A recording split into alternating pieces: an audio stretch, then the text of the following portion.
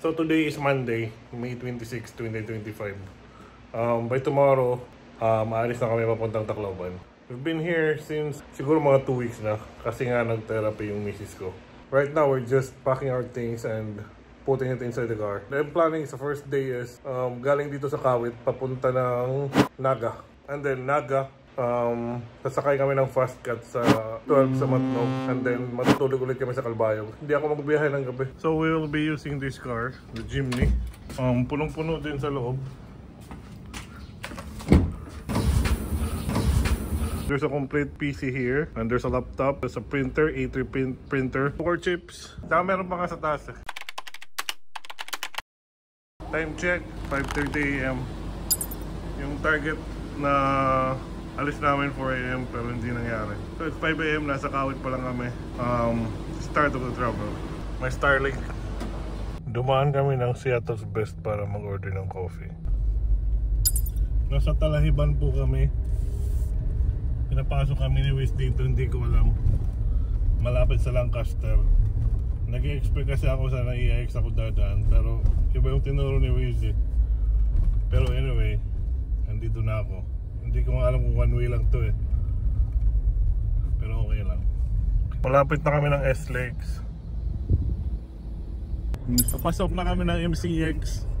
After nito S-Legs na. S-Legs na kami. Nagda-drive to lang kami sa Burger King. Bali breakfast namin. Time check, it's 6:54 AM. Umalis kami ng Kawit around 6 AM. We're going straight to Naga. Naka-Wiz ko Esco Hotel sa Naga. Safe na safe pa yung Starlink. Pumili kami dito sa S-Legs. Hinahanap namin to buong Manila. Hindi namin nahanap pero andito lang pala sa S-Legs. Sumagsis ako dyan. Pa-exit na kami ng Tanawan City.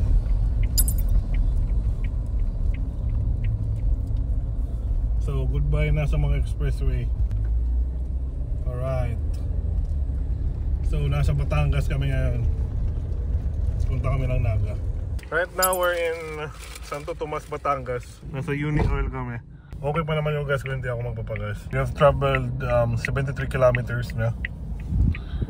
And approximately 8 hours pa papuntang Naga.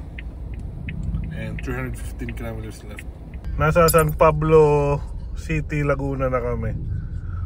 Medyo traffic dito. Time check 9 AM. Nasa arc na kami ng province of Quezon. Oh, gibali. Nasa Candelaria, Quezon na po kami. Time check 9:53. Takbong pogi lang ako. Diba kuya? Time check 10:30. Nasa Lucena na kami. Papunta na kami ng Bicol. So nakapag-book na kami ng hotel sa Robert's Hotel sa Naga. Nasa entrance na kami ng Bitukang Manok. Time check 11 AM. Nasa Bitukang Manok na kami. So we're going down na dito sa Bitukang Manok. Stop and go traffic din at dami din ginagawa dito. So yeah, one lane passable yung iba. May mga nag-guide naman tulad na itong bata. Bigyan mo na lang ng coins. So we are approaching Gumaca, Quezon. Usually dito ako kumakain. Nasa Gumaca na po kami. Time check 11:53. So dito na kami maghahanap ng pagkain. Nagugutom na din kami. Na-breakfast namin yung Burger King lang eh. Okay naman. Okay naman. Masarap. Kung gusto nyo ng local, dito kayo kumain sa mga ganito. Madami naman kainan on the way to Bicol eh. Dito lang kami nabutan. Approaching the arc of Bicol. The gateway to Bicolandia. Nasa Bicol na kami. Grabe ang lakas ng ulan. At after that, uminit ka agad. So far okay naman yung biyahe namin. Wala naman akong naging issue. Grabe yung ulan. Nasa Del Gallego kami sa Camarines Sur. Kanina ang init-init. Pero nga grabe.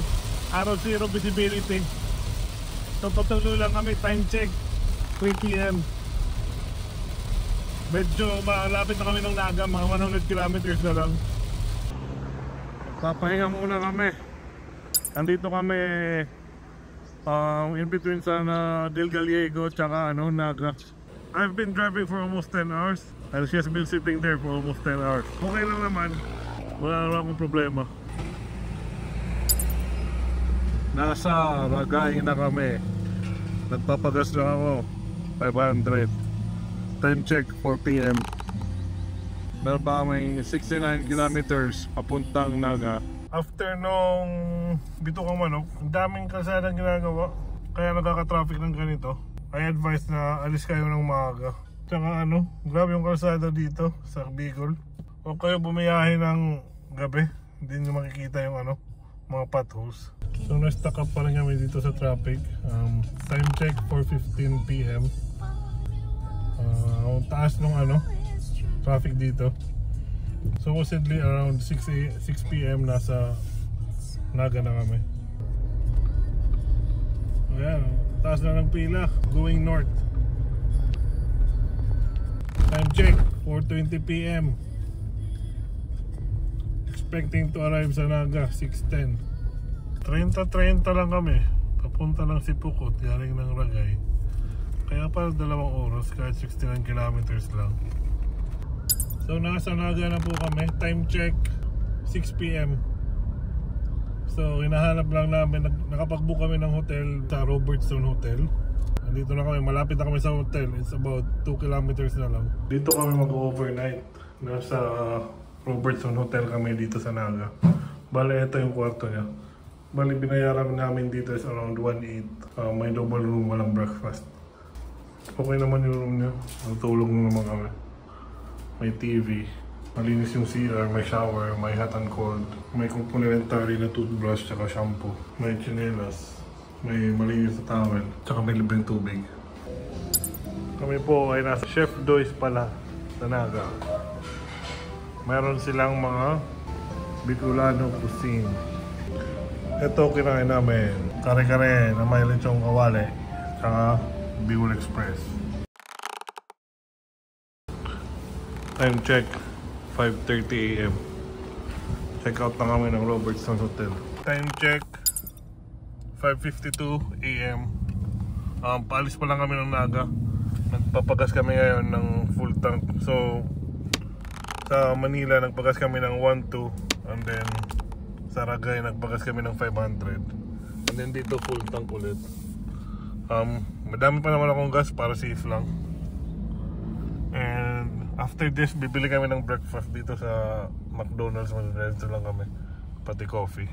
So try namin abutan yung fast cut kasi yung fast cut doon 12 noon yung alis. Pero most probably andun kami 11, sabi ni Wiz. Pero ewan ko baka naubusan yung ticket. Kinakabay na kami. Papunta na kami ng malapit ng Mount Mayon. Nandito na kami sa 7-Eleven. Kaso hindi namin makita ng buong Mayon. May clouds. So we are on our way to Matnong na. Diretso na kami. Hindi na kami dadaan ng Legazpi. Kasi medyo inahabol namin yung oras. So before kayo magpunta doon, sa one stop shop, pupunta muna kayo dito. I-register nyo yung sasakyan nyo. Tulad nito. Tingnan mo, nasa kami, Suzuki Jitney. After that, punta na kayo doon sa one stop shop na hindi one stop shop. So time check 11:17. So nakapila kami ngayon. Nagpa-register muna ako doon sa one stop shop. Time check 2 PM. Dumating kami dito 11:30 AM. Kumuha kami ng queuing. Ay hindi, dumiretso kami dito sa pila. Tapos nagpunta ako sa one stop shop. Kailangan pala kumuha ng queuing number dun sa before dito, siguro mga 5 kilometers away pa. So bumalik ako dun, kumuha ko ng queuing number. Nagpunta ako sa window number 1 para ipasa yung queuing ko. And then sabi dun, tatawagan na lang ako. Kaya eto, nakaantay ako. 2 PM na, wala pa rin. Yan, dami kasing pasahero, tsaka ang dami sasakyan. 156 Dionisio Mateja. Congratulations. 170 Edson Tan. Window 8. 171 Time check 3:30 PM. Natapos lang ako sa process nito. So ano nabayaran ko sa barko 2,000. And then nagbayad ako ng PPA 160. At saka sa port 129. So from 10:30 AM 3:30 na ako natapos. Dito ako naka-park. Ang alis pa ng barko 6 PM pa. One stop shop. Muna pila, muna palumpod. Nagpag-gas up kami dito sa Matnog Flying V. Bayad 54. Pinursak mo na.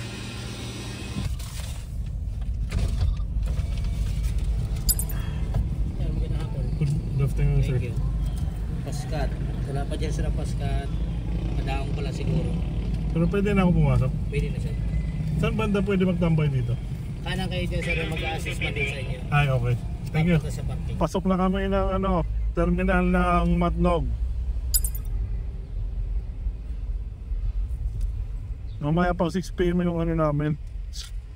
Time check for 4:35 PM. Madami na nakapila dito. Okay, papasok na kami ng fast cut. Time check 6 PM. So 10:30 AM pa kami dumating dito sa Matnog. So nagantay kami ng 7 hours para makasakay ng barko. So ganun talaga. Wala tayong magagawa. Wala naman tayo sa sariling barko. So it's very frustrating kasi ang tagal ng oras na naantay mo. Pwede naman sana gawa ng paraan. Pero wala, ganito talaga.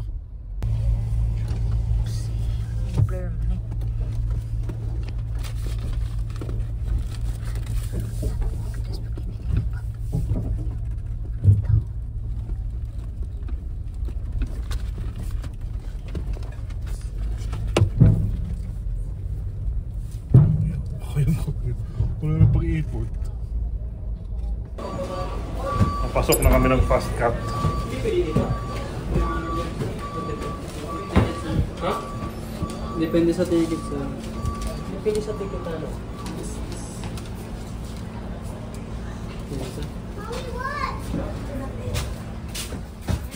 No, stop.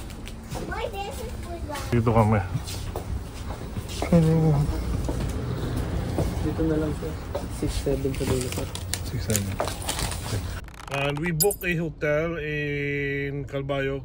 Gumamit kami ng Agoda. It's Grand Mercy Hotel. Malapit dun sa Antico. Actually, pwede din kami dun pero nakakaya naman gabi na kasi. Actually, nag-offer din siya. Pero nakakaya gabi na. So, hindi na namin didisturbuhin. Kasi may matanda din dun eh. So, kakalabas lang namin ng pier. Ano na kami?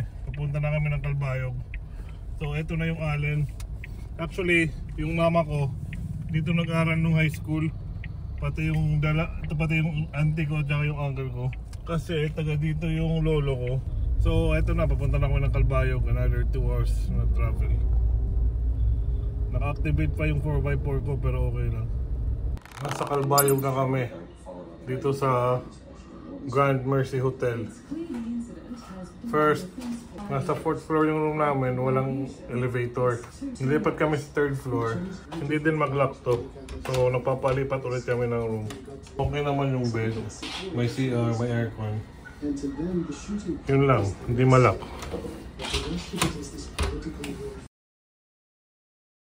Thursday na, 8:30 AM. Nasa hotel na kami ng Calbayog, Grand Mercy Hotel. So kagabi nga, nasa 3rd floor kami. Hindi malaki yung door. So nag-request kami ng pa-transfer. The good thing dito sa hotel is yung mga staff nila mabait. And okay yung kwarto, okay yung bed, may aircon, may TV, okay yung room, wala lang bintana dito sa 4th floor. And then, nalalaki yung door. And then, the things na ayaw ko naman dito is walang complimentary water. And yun nga, walang elevator kahit nasa 4th floor ka. Siyempre pagod na pagod ka sa biyahe. And then papakating ka hanggang 4th floor. And then also walang communication sa front desk kasi walang phone. And then ang rate ng hotel is around 1,500. And then sa 3rd floor 1,800. So So okay, not bad. And then they offer also breakfast. So you have to go down to order it. Kaya wag na lang. Yeah, malakas yung tubig sa CR. Malinis yung room. So umalis na kami ng hotel namin. Nasa St. Clair's kami ngayon. Andun yung wife ko sa loob. Nagpapasalamat siya sa safe na biyahe at sa negative na result niya sa full body scan niya.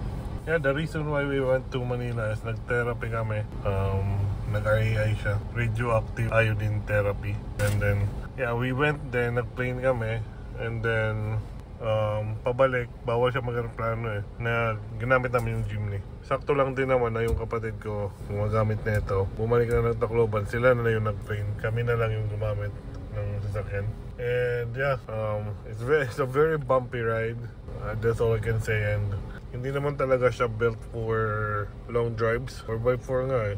Okay pa to sa city drive or off-roads. Pero don't bring this in a long drive. Papaguring kayo. And after this, maghahanap lang kami ng breakfast dito sa Calbayog. And then, we'll proceed to Tacloban. I guess I need to gas up full tank maybe before leaving the town.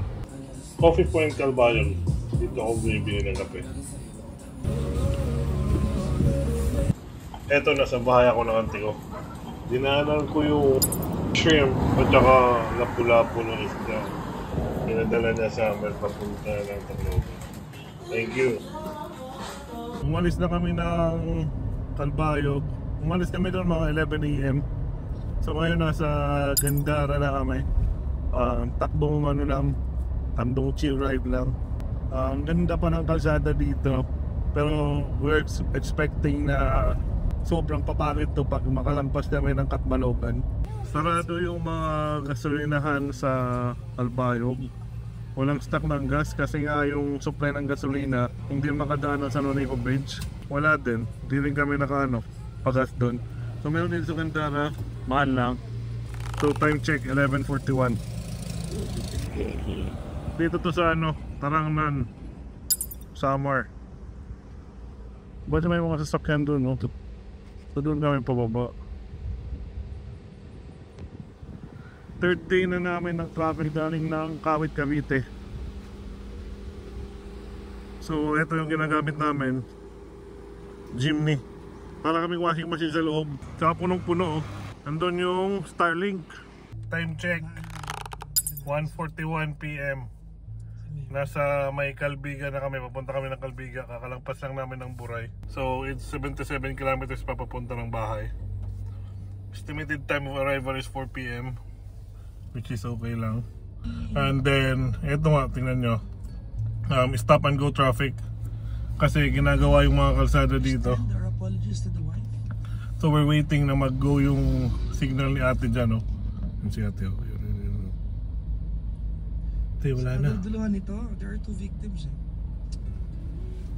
The first one is the real victim. Go na. And the second victim. Thank you. You really have to plan your trip kasi madami stop and go traffic dito. Time check 3:38 PM. Nasa pila na kami ng San Juanico Bridge. Hindi naman not that bad actually. Hindi ito yung ina-expect ko. Time check 3:40 PM. So 2 minutes lang kami nagantay doon. Papatawid na kami ng bridge. Actually walang pila, diretso lang. At saka ginawa nila dito sa bridge yung one way. So palitan lang kung sino dadaan, northbound tsaka southbound.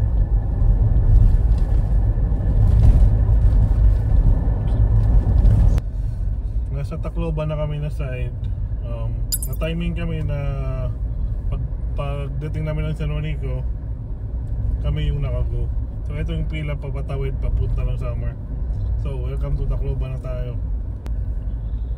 So papunta lang kami ng bahay after this. Haba pala ng pila dito. Buti na lang naka-timing kami. Na kami yung nag-go. Time check for 11 PM. Thursday na. Nasa Tacloban na kami. Nasa street na kami ng bahay namin. Malapit na.